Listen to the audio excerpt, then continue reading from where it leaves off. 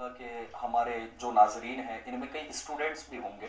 تو ان کو بھی اگر آپ کی طرف سے کچھ میسج مل جائے، کچھ پیغام مل جائے کہ کبھی کبھی ایسا ہوتا ہے کہ بندہ بڑی کوشش کرتا ہے، محنت کرتا ہے، پڑھائی کرتا ہے، اس کی جو ایکسپیکٹیشن ہوتی ہے کلاس میں پاس ہونے کی، تو وہ اس پرسنٹیج کے ساتھ اگر پاس نہیں ہو پاتا تو وہی جو بات آپ ارشاد فرما رہے ہیں کہ جلد بازی، تو جلد بازی میں پھر وہ ایسا ڈیسیجن لے لیتا بالخصوص اسٹوڈنٹس میں کہ میرا اتنا پرسنٹیج آنا چاہیے تھا، اس گریڈ میں مجھے پاس ہونا چاہیے تھا، اور وہ دل برداشتہ ہو کر جلد بازی میں یہ فیصلہ کر جاتا ہے کہ اپنی جان اپنے ہاتھوں سے لے لیتا ہے۔ اللہ تو ایسے جو ہے نا وہ کئی خبریں کہ بالخصوص ایگزامینیشن کے بعد جب ریزلٹ آؤٹ ہوتا ہے تو اس کے چند دن تک جو ہے نا اس طرح کی کہیں نہ کہیں سے خبریں آ رہی ہوتی ہیں کہ فلاں اسٹوڈنٹ نے دل برداشتہ ہو کر کے وہ سوسائڈ کر لی، خودکشی کر لی۔ تو ایسے جلد بازی میں فیصلہ لینے والے اسٹوڈنٹس کے لیے یا کسی بھی قسم کا ہمیں فیصلہ کرنا ہو تو اس کے بارے میں آپ کیا میسج دینا چاہیں گے؟ جلد بازی نہیں ہونی چاہیے۔ دیکھیے کہ جو بھی کامیاب ہوا ہے تو وہ ناکامیوں سے گزرتے ہوئے ہی کامیابی کی طرف آتا ہے۔ ہر کامیاب ہونے والا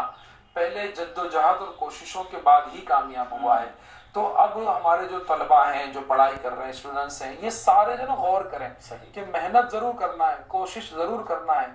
اور کبھی تھکنا نہیں ہے۔ اگر اس سال میں کامیاب نہ ہو سکا تو اور موقع ہوتے ہیں، اور ذرائع ہوتے ہیں، تھوڑی محنت اور کریں، انشاءاللہ کامیابی ہوگی۔ حوصلہ نہیں ہارنا چاہیے، ہمت نہیں چھوٹنی چاہیے،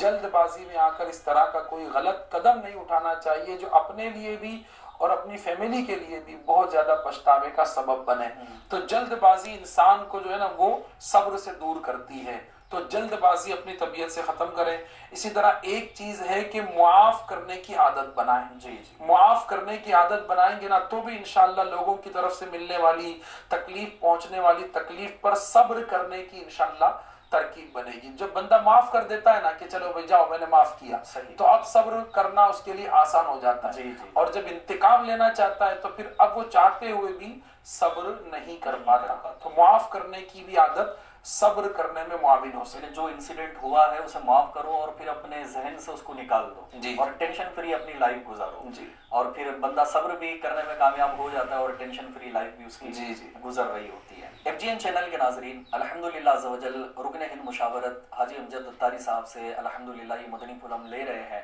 اور کچھ طریقے آپ نے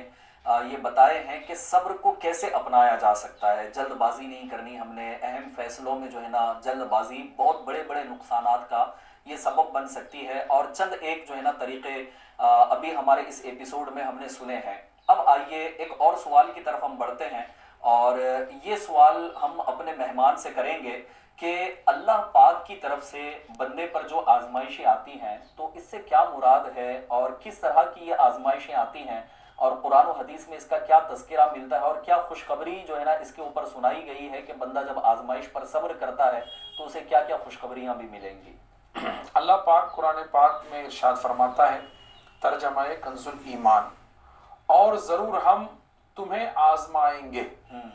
کچھ ڈر اور بھوک سے، اور کچھ مالوں اور جانوں اور پھلوں کی کمی سے، اور خوشخبری سنا ان صبر والوں کو کہ جب ان پر کوئی مصیبت پڑے تو کہیں ہم اللہ کے مال ہیں اور ہم کو اسی کی طرف پھرنا۔ ہم اللہ کے مال ہیں اور ہم کو اسی کی طرف پھرنا۔ یہ لوگ ہیں جن پر ان کے رب کی درودیں ہیں اور رحمت، اور یہی لوگ راہ پر ہیں۔ سبحان اللہ، یہی لوگ راہ پر ہیں۔ تو یہ قرآن پاک میں اس آیت میں یہ جو ایک تفسیر میں اس آیت کے ایک حصے کا معنی بیان کیا گیا، فرمایا گیا کہ اللہ پاک کی طرف سے ہی کہ مسلمانوں کو تسکین دی ہے کہ زیادہ گھبراؤ مت، تھوڑا سا خوف اور کچھ بھوک میں مبتلا کر کے آزمایا جائے گا۔ تو یہ آزمائش جو آتی ہے یہ بسا اوقات بندہ اس پر اگر صبر کر لے تو رب راضی ہو گیا تو نجات کا ذریعہ بن جاتی ہے۔ تو آزمائش کہتے ہی اسے ہے کہ جس میں بندے کا امتحان لیا جا رہا ہوتا ہے، کہ بھوک واضح بیان کر دیا گیا نا کہ آزمایا جائے گا، پھلوں کی کمی، بھوک سے، مالوں جانوں کی، یعنی یہ ساری باتیں جو بیان کی گئی ہے اس کی کمی سے بندے کو آزمایا جاتا ہے۔ ہم اپنی پریکٹیکل لائف میں دیکھیں تو یہ ساری چیزیں ہمارے ساتھ ہو رہی ہوتی ہے نا۔ کبھی مالی نقصان ہو جاتا ہے، کبھی جو ہے وہ رشتہ داروں میں کسی کا انتقال ہو جاتا ہے، کبھی جناب اور کچھ آزمائشیں آ جاتی ہے، تو اس میں بندہ یہی